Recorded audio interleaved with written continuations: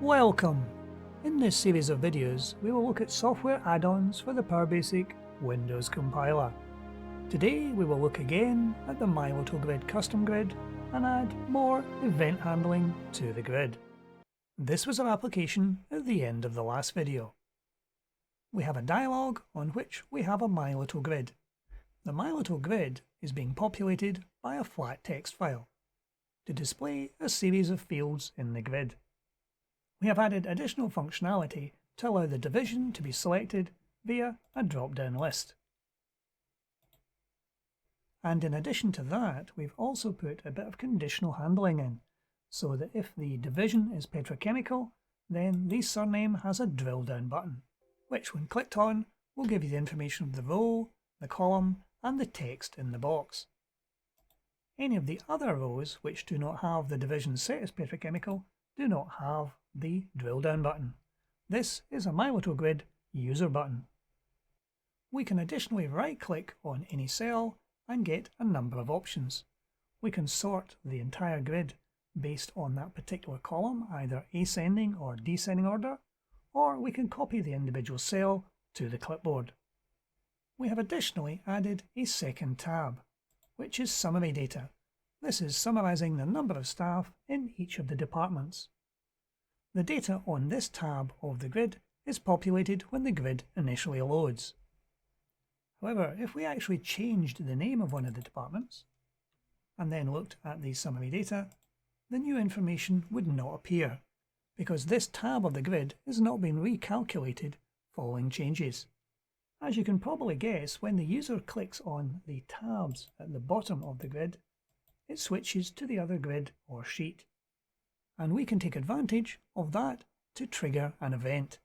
However, before we do that, the one thing we have not got on this grid yet is a title for the grid, a one-line explanation of what the grid is actually for. We could add this as a simple text box or label above the grid. But MyLittleGrid does have a facility by which you can add information to an info bar at the top of the grid, and that's what we're going to do first. Let's have a look at some code. The first thing I've done in the code is to move the MLG Lite Utilities library into the Libraries folder. As we've been adding quite a number of functions and macros to this library, it's now fully functional. So if we have a look at the function in which our dialog is displayed, in here we set up and configure our MyLittleGrid. So this is the point we're going to add the code which will add our information bar to the top of the grid. I prepared some more macros in our library to allow us to do this quite easily. The first one we're going to use is to show the info bar. This will take a single parameter, which is our grid handle. If we run our code now, we'll see that above the grid is a grey area which is completely blank at the moment. This is our information bar. Now that we have that on the grid, we want to put some text into it. And we have another macro just for that purpose, called updateInfoBar. This takes 3 parameters: the grid handle, the piece of text you want placed in the information bar, and a justification constant. You can either justify it centered in the information bar, left justified, or right justified. So if we try running that code now, you'll see that we now have a piece of text called user list of staff in all divisions at the top of the grid. This can quite easily be used to title each of your grids. If we have a quick look at the macros in the library, we'll see in fact that there are 3 macros in here. A show info bar, which is a macro to show the info bar on the grid, which uses the send message to send to that particular grid, altering an attribute. And the attribute we're altering is the top info bar. The last parameter is a 1 to show it and a 0 to hide it. And our third macro is to update the information on that bar to set the text. This takes, as I said, just the 3 parameters: the grid handle, the text you wish to place in the information bar, and the justification. This makes it very easy to title each of your grids. So what we're going to do next is to handle when a user clicks on a tab at the bottom of the grid. At the moment, if the user does go in and change the department, the summary data is not updated. We will first detect the change in tab, and then we'll dynamically repopulate the summary data grid with the data coming from the first grid. So let's have a look in our event handler, our callback function. In our callback function, this handles all the events on the dialog. If we look down to the WM Notify section, in here we will find the code that handles events on our grid, which is grid number 1. At the moment we're handling the user button event and the right click menu event. We're going to add a new event in here today, and this is the MLGN sheet select. This event is triggered when a user clicks on another one of the sheets or tabs. We can pull 2 parameters out of this event. The first one is param1, which is the number of the new sheet you have actually clicked on. The first tab or sheet in the grid is tab number 1. The second will be number 2. And this will also tell you the sheet you are leaving. As we only have 2 tabs or sheets in this grid, it's fairly obvious it'll either be 1 or 2. But in some of your applications, you may have more than 2 tabs. So this is quite useful to determine which sheet you just left and which sheet you're actually going to. In order to avoid hard coding the numbers 1 and 2 in your application, it's always quite good to set up constants for these. So we're going to set up a little enumeration at the beginning of our code.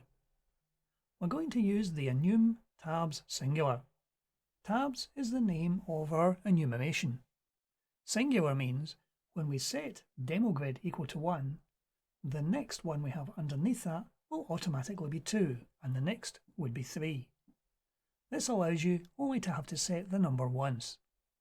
And using the singular option means we can refer to %demogrid in our code. So this makes the code more readable, rather than having a hard-coded 1 or 2. So this means we can test the value of my new sheet. If it equals summary grid, we know that the user has indeed clicked on the summary grid. To avoid having events which will trigger recursively, I want to use a static variable within this event handler to determine whether we're currently doing an update on one of the grids. So we will create a local variable to this routine called long updating, and we will test that here. So as we want this variable to hold its value so that each time the code enters this event handler, it will know whether this variable has been populated or not, we're going to use the static option. This will maintain the value throughout the run of the program. So we now know the user has clicked on the summary grid. So we're going to set the updating variable to be equal to true. And just to prove the fact that we have actually picked up this particular event, we're going to put a message box on screen. And then we'll set our updating variable back to false. So let's try running that code now. So our grid appears on the screen. And if we click on summary data, we get the message box appearing. So our event is actually being triggered. If we click back on demo grid, no message box appears. So our event handling seems to be working fine. Currently, when the application runs, the grid is populated and the second tab, the summary data, is automatically calculated. So we already have code in the application to calculate the value of what's appearing in the summary tab. And that's this code here. So since we're going to be using code which is identical to this, this is crying out to be used as another function. So we're going to create a new function to contain this code. And we're going to call this function populate second tab. So we will remove all of this code and we will put this into a new function. This will make our code more concise and easier to read. So we've now created our new populate second tab function, pasting in the code from our callback function. This is quite simply selecting the first sheet, the first tab, pulling all the information out of that grid into an array, selecting the second sheet, second tab, and populating it, calling our populate summary function. and then widening the columns so that they fit the data within the column. Finally, colour banking the grid rows and then refreshing the grid. So if we try running our code now, we'll see it populates the first grid and the summary grid quite happily. So we can now take the message box out and replace it with a call to our new function. So having taken the message box out and pasted in the call to our new function, we're now ready to run. So the first tab is populated and the second tab. If we go back to the first tab and we make a change to one of the departments of an active user,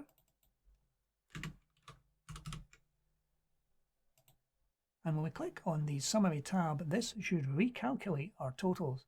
So we should have a total for the overseas department new. And we do indeed. We can go back and change another one. And it's been picked up as well.